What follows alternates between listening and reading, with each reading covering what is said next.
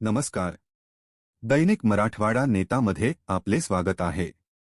जुना औसा रोड, लातूर येथे प्रजापिता ब्रह्माकुमारी ईश्वरीय विश्वविद्यालय शाखा लातूरच्या वतीने त्रिमूर्ती महाशिवरात्री निमित्त दिनांक 18 फेब्रुवारी ते 26 फेब्रुवारी दरम्यान सहस्त्र शिवलिंग व 12 ज्योतिर्लिंग दर्शन सोहळा आयोजित करण्यात आला आहे.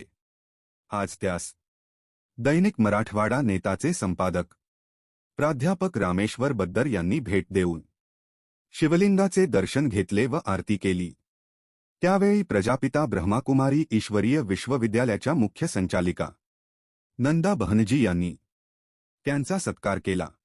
पिता ब्रह्माकुमारी ईश्वरीय विश्वविद्यालयाचं पहिला लेसन, आप आत्मा है, यू आर ए सोल.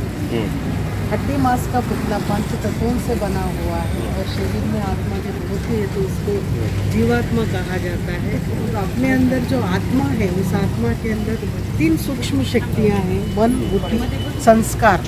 तो जैसे ड्राइवर गाड़ी को चलाता है वैसे आत्मा इस शरीर को चलाती है. आत्मा का धाम त्रिलोक, जैसे शांति धाम, सूक्ष्म लोक, साकार लोक. जिस लोक में हम रहते उसको साकार लोक कहा जाता. उससे जो परे लोक है, जहाँ वाणी से परे, वो है मूवी, ब्रह्मा, विष्णु, शंकर. और उससे परे जो हम सभी आत्माओं का निज धाम, शांति धाम. और हम सभी आत्माओं का पिता, परम पिता परमात्मा. परमात्मा शिव ज्योति बिंदु स्वरूप, रूप में बिंदु, गुणों में सिंधु. सिंधु यानी सागर है. परमात्मा गुण में, शक्तियों में, ज्ञान में भंडार है, भरपूर है. इसलिए कहा जाता है कि रूप में बिंदु, गुणों में सिंधु. परमपिता परमात्मा सर्व आत्माओं का पिता है. जैसे रामेश्वरम माने राम से, राम जिस लिंग की पूजा किया उसको रामेश्वरम कहा. अमरनाथ यानी जिस हम जब परमात्मा को याद करते हैं तो हमारा आयु भी बढ़ेगा और अमर भी बनेंगे. विश्वनाथ माना परमात्मा आकर के हमें विश्व का मालिक बनाता है. सोमनाथ माना इस भारत में पहला मंदिर है 12 ज्योतिर्लिंग में सोमनाथ, जो अभी आकर के कलयुग के अंत में आकर के हम सभी को आत्माओं को ज्ञानामृत पिलाते. उस कर्तव्यवाचक नाम सोमनाथ. पशुपतिनाथ माना नेपाल में पशुपतिनाथ क्यों कहा गया? क्योंकि मानव को, पशुतुल्य मानवों को देव समान बनाता है, इसलिए पशुपतिनाथ कहा गया. मक्का में भी संगे अश्वन, वहाँ पर भी एक काला सा पत्थर है जिसी को अल्लाह नूर कह करके याद करते. जापान में 3 फीट की स्टैंड है और जहाँ पर लिंगाकर का पत्थर रख करके उसको चिन कांसकी यानी शांति दाता कह करके याद करते. इसी तरह क्राइस्ट ने क्या कहा? God is light, I am a son of God. मैं परमात्मा का संतान हूँ और परमात्मा एक ज्योति है. और गुरु नानक ने क्या कहा? परमात्मा एक ओंकार निराकार सत्य श्री अकाल. परमात्मा एक है, निराकार है, सत्य है, श्रेष्ठ है, अकाल यानी मृत्युंजय है. तो इस बार हमने 501 रुद्राक्ष का सहस्र शिवलिंग किया है. कि एक ही शिवलिंग में हजारों शिवलिंग हमारे दिखाई देते हैं. तो आप देख सकते हैं, इसका दर्शन कर सकते हैं. आप देखिए तीनों दिशाओं में सहस्त्र ज्योतिर्लिंग इसलिए कहा गया है. जैसे भगवान को हम हजारों सूर्यों से तेजोमय कहते हैं, लेकिन 1000 सूर्य मना क्या? सूर्य जैसा ताकत, शक्ति उनके अंदर है जो मानव को परिवर्तन करता है, प्रकृति को परिवर्तन करता है, इस विश्व को भी परिवर्तन करता है. कलयुग जाकर के सतयुग आएगा, पुरानी दुनिया जाकर के नई दुनिया आएगा, नरक जाकर के स्वर्ग आएगा, जहाँ पर देवी देवताओं का राज्य, एक धर्म, एक कुल, एक मत, एक भाषा, एक राज्य जहाँ पर होगा, जिसकी स्थापना स्वयं परम पिता परमात्मा इन ब्रह्मा कुमारियों के द्वारा कार्य कर रहे हैं. आज सारे विश्व के अंदर 140 देशों में विश्वव्यापी संस्था, हम जैसे बहनें 40,000 बहनें समर्पित है. और आप जैसे घर गृहस्थ में रहने वाले भाई बहनों की संख्या करीब 15 लाख. और इस ईश्वरीय विश्वविद्यालय सारे विश्व के अंदर करीब 8,500 सेवा केंद्र, उपकेंद्र, अणुकेंद्र, पाठशालाएं आदि व्यापक है. शिव एक निराकार है, शंकर आकारी देवता है. शिव कल्याणकारी है, शंकर विनाशकारी है. और दोनों का कर्तव्य अलग. शंकर भी एक तपस्या कर रहे हैं, शंकर भी उस शिव की याद कर रहे हैं, प्रार्थना कर रहे हैं, जप कर रहे हैं. शिवरात्रि माना परमात्मा के अवतरण की निमित्त को हम शिवरात्रि कहते हैं. तो ज्ञान सूर्य प्रकटा तर अज्ञान अंधकार विनाश. माना जैसे मानव के अंदर के अज्ञान अंधकार जब विनाश होगा, ज्ञान प्रकट होगा, विनाश होगा, तो ऑटोमेटिक सबके अंदर भी, विश्व के अंदर भी विनाश होगा। तो परमात्मा आकर के ये तीनों के द्वारा तीन कर्तव्य करते हैं। इसलिए हम कहते हैं ब्रह्मा देवताय नमः, विष्णु देवताय नमः, शंकर देवताय नमः, लास्ट हम कहते शिव परमात्माय नमः। परमात्मा रचयिता, क्रिएटर, डायरेक्टर और ये सब हम एक्टर है, हीरो हीरोइन है। तो ब्रह्मा, इसलिए ब्रह्मा देवता है।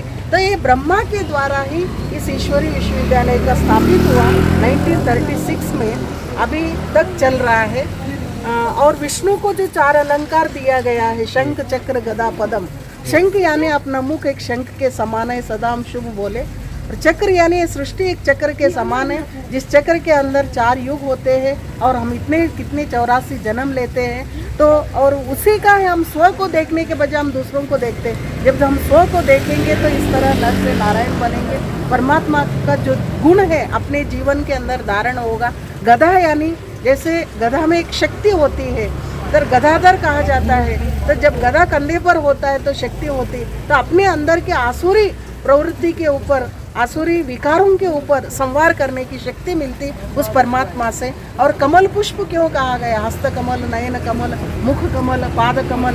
तो मना कमल को ही क्यों दिया जाता, क्योंकि घर गृहस्थ में रह करके अपने जीवन को कमल पुष्प समान सृष्टि से, गंदगी से न्यारे और परमात्मा के प्यारे हम जी सकते हैं। यही 84 जन्मों की अद्भुत कहानी भारत का उत्थान और पतन। भारत पहले ऐसे था जहाँ जिसको सतयुग कहा जाता, जिसको स्वर्णिम दुनिया कहा जाता, जहाँ देवी देवताएं राज्य करते थे, जहाँ शेर और गाय एक घाट पर पानी पीते थे, वहाँ पर कोई भी अप्राप्त कोई वस्तु नहीं था और 16 कला संपूर्ण थे। और वहाँ हमारी आयु हरेक की 150 वर्ष था, 150 वर्ष। उसी तरह 1250 वर्ष के बाद त्रेता युग के आरंभ हुआ, जहाँ पर राम सीता का राज्य, जहाँ पर 14 कला संपूर्ण और वहाँ पर 12 जन्म लेते, जन्म बढ़ जाता है। तो यहाँ तक हम लेंगे 20 जन्म और फिर यहाँ से आएंगे, यहाँ फिर 8 कला होगा, कला एकदम कम हो जाएगा।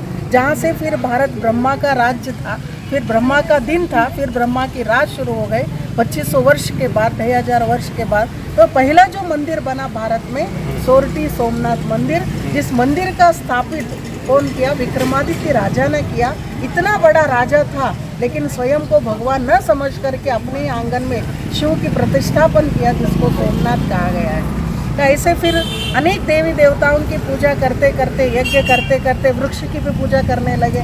लास्ट मानव की पूजा करने लगे, फिर मानव तत्व की पूजा करने लगे और हम परमात्मा को भूल गए। इसलिए फिर हमारी आत्मा ऐसे कलाहीन बन गई है, तमो प्रधान बन गया है। ये सृष्टि एक वृक्ष के समान है, कल्प वृक्ष, मनुष्य सृष्टि रूपी वृक्ष हर 5000 वर्ष को एक बार पुनरावृत्ति होती है। जैसे हम ये वृक्ष देखते हैं तो महिलाएं खास इसकी पूजा करते। क्यों करते? क्योंकि इसका जो बीज है वो परमपिता परमात्मा इस सृष्टि पर आकर के अभी जो इस वृक्ष का फाउंडेशन नहीं है, वो फाउंडेशन डाल करके फिर से नई सृष्टि की निर्माण करते हैं। जैसे कहा जाता है कि अमेरिका रशिया जब आपस में लड़ेगा तो सिर्फ भारत बचेगा। तो केवल विश्व के अंदर एक भारत ही था, इसलिए वहाँ पर हर एक व्यक्ति का देवी देवताओं की जो महल थी वो बहुत बड़े थे। औसा जितना, लातूर जितना महल एक का होता है, इसलिए जगह कम नहीं थी। तो अभी जगह कम हो रहे हैं, मनुष्यों की संख्या, जनसंख्या बढ़ती जा रही है, पाप बढ़ता जा रहा है, भ्रष्टाचार बढ़ता जा रहा है, अत्याचार बढ़ता जा रहा है। तो उसकी विनाश करने के लिए परमात्मा आकर के प्रजापिता ब्रह्मा कुमारियों के द्वारा ये कार्य कर रहे हैं। ऐसे बेसिक कोर्स है। एक ज्ञान के आधार से फिर हम लास्ट मेडिटेशन यानी हम परमात्मा जोड़े, उससे योग जोड़ने के बाद ऑटोमेटिक अपने जीवन के अंदर वो गुण, उनके गुण आ जाते हैं।